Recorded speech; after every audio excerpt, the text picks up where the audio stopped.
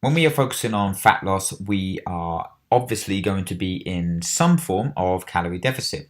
So when we are in a calorie deficit, we often see from members and clients that they report to us that some of their sessions during the week feel harder than normal. So this quick presentation is just going to kind of talk through the process in terms of how to identify, when we should be feeling a little bit fatigued, some strategies to address that, and to make sure that it doesn't affect our overall progression. So being in a calorie deficit, there will be times that you feel a little bit fatigued or that sessions feel harder. So this is crucial to the process. What we want to make you aware of is that some sessions shouldn't, every single session shouldn't feel like you're hammering it, like you're 100% on it and you feel good and everything's just kind of flowing. So what we want you to be aware of is that some of these will be adaptive sessions versus performance sessions. So adaptive or practice sessions are ones there where maybe we don't feel 100%, or that we go into it kind of knowing that it's going to be something that we kind of just move through, or we just kind of work towards our goal of losing body fat, as opposed to trying to focus on performance. You cannot hammer it every single day. This is regardless if you're focusing on a fat loss program anyway, or if you're just, you're an elite athlete. Every single session can't be one where you PB or you hit your kind of percentages absolutely spot on. So we need to be aware of that some of these sessions will be adaptive.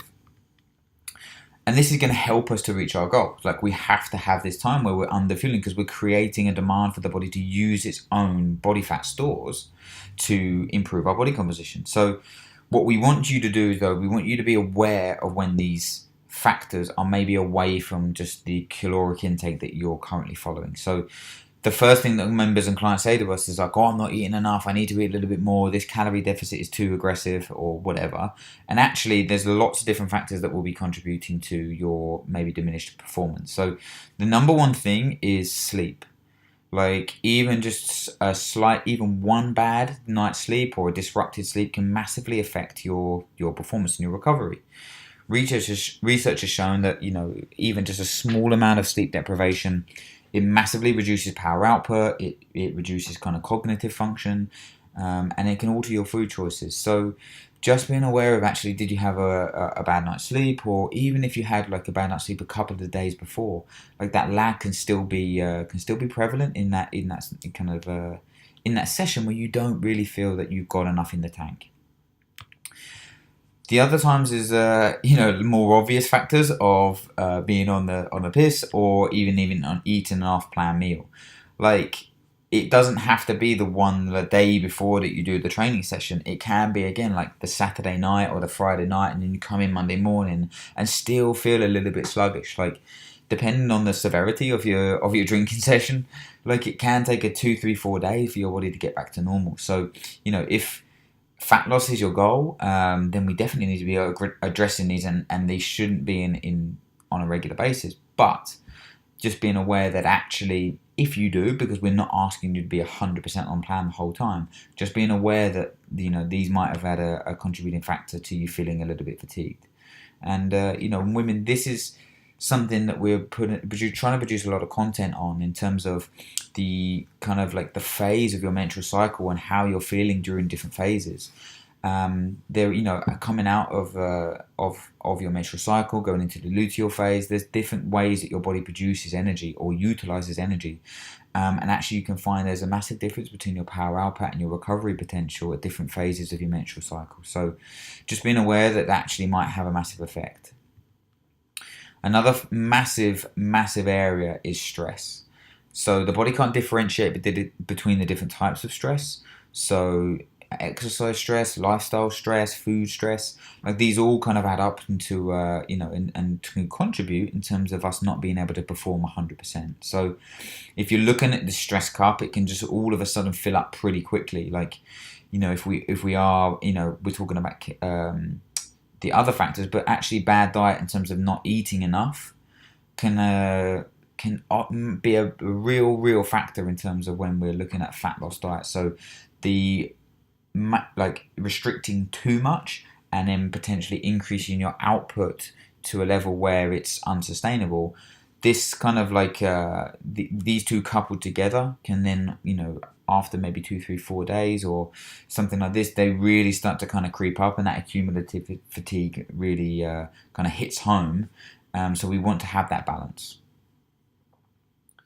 And again, work and kids, money, partner, the body doesn't differentiate between the types of stress. So this can all have or manifest itself in terms of, diminishing your kind of energy, in that session. So what can we do to actually address this? So obviously the number one thing we need to be focusing on is nutrient-dense foods in the right amounts for you and at the right times. So we need to try to identify, is there a certain food group, if there's a certain food that is not agreeing with you, whether you feel bloated, whether you feel fatigued, whether you feel a little bit groggy after eating it, or whether it actually still makes you feel hungry. Like, we need to find the right foods for you. So we make sure that we're trying to follow our calorie targets, not going massively over, not going massively under, and then we should find that this kind of helps to achieve our goals on a consistent basis. This is where we need to look at the whole week, the whole 2 weeks, 3 weeks, 4 weeks, 2, 3 months, rather than just like the daily intake. Mindfulness is something that we're kind of hopefully getting this, making you aware of in terms of this presentation. Being aware of actually, other things that can be a contributing factor to your low energy. Altering training volume and intensity. This is a big one for us, in terms of, like, maybe if you've trained 2, 3, 4, 5 days in a row even, like maybe taking that extra day off will have an effect in terms of like being able to repair, regenerate, replenish your energy stores, ready to come back in and hit the next session with a little bit of intensity.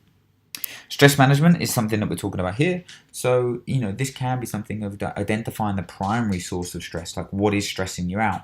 And actually, when you're in the session, are you present in it, or are you thinking about work or something like this? So, you're never going to be able to kind of hit 100% if your mind is elsewhere. So just making sure that stress management is something that is a tough one to be able to kind of get people to do, because there's so many different kind of moving factors to this. The bottom of the pyramid, bottom of the cup, is sleep. Like, regardless of your goal, if you're not sleeping well or efficiently, then this is going to be halting your progress.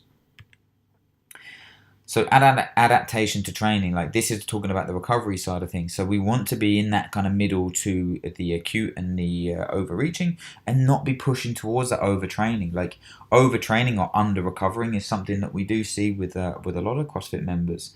Coming in every day, maybe doing double days. But then what you've got to remember is that elite athletes that train like multiple times a day or for long periods, they don't have to go and do a job, and they don't have to worry about other factors. Like, a lot of it's taken care for them. So again, just be wary of that stress cup and making sure that we are in that acute overload and overreaching, which we want to push ourselves, but we're not kind of going into that overtraining phase there. Just to remind you, remember your primary goal. We are focusing on body composition change. We are focusing on fat loss. So we need to have that at the forefront when we're training. Like, we aren't trying to really PB everything. We aren't really trying to push ourselves to, maximal performance. Like, we need to be creating a demand for our body to use its own energy stores. So there will be times where you feel fatigued, but we know that it actually is going to help us to achieve our goal. However, we do want to be aware when this maybe starts to kind of go over this bell curve, and rather than just being fatigued and like worn out during the session, we actually are starting to kind of edge towards that kind of breakdown or too much stress and overload. So again, just being mindful of when you're feeling this, maybe kind of 2, 3, 4 days in a row, or maybe over 50% of your sessions a week. This is definitely the time to kind of maybe take a step back and look at some areas that we can change. So actually, how do we change it? How do we make some changes to your intake and to your structure to achieve this? So changing your meal structure, we set a lot of our, if you're following our system, we set a meal structure of eating a training meal post-workout, someone that's slightly higher in carbohydrates. But if we change that to eating more pre-workout, we actually fuel the session, we actually fuel the fight. This can often allow us to come into the session with a little bit more in the tank, a little bit more kind of like support for providing the necessary kind of energy to really crush our session. So fuel the fight as opposed to kind of waiting to post-workout when the fight's done to replenish our energy levels. I know this is almost contradiction to what we all normally say, but if you're feeling this fatigue, we actually need to just be, a little bit adaptable and change that. So you would change your training meal to pre-workout and then just eat anytime meals for the rest of the day. Have a refeed day. Not a cheat day. This is a refeed. So maybe your calorie target is 1700. Eat 2100 calories. Eat 2000 calories. Go over your calorie target with good quality nutrient dense foods. Just increase the size of your meals for one of those days, just to help basically replenish energy levels. There's a reason why you're feeling fatigue going into sessions. So it's just being aware of when we can actually kind of add that in.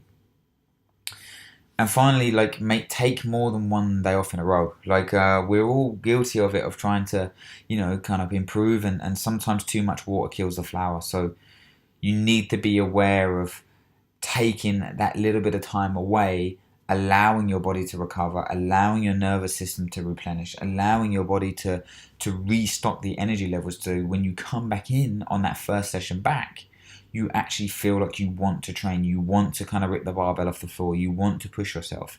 So this is something that we do advocate every now and then. Elite athletes will take deload weeks, or they'll take time off. Taking more than one day off in a row and being mindful, spending some time with away from the gym and not thinking about CrossFit and with your loved ones. This can often be a real kind of good factor to come back in and hit your sessions with some intensity. So guys, I hope this has helped in terms of maybe just kind of giving you a little bit of a pathway to kind of follow, and a little bit of awareness in terms of if you are following a fat loss kind of structure, there will be times when you feel a little bit fatigued, and it's not to worry, it's not to kind of panic, not to just think, I'm the only one suffering in this session. Focus on being a little bit aware in terms of what's our primary goal, and if there is happening on a more regular basis, using these strategies to help maintain your progress.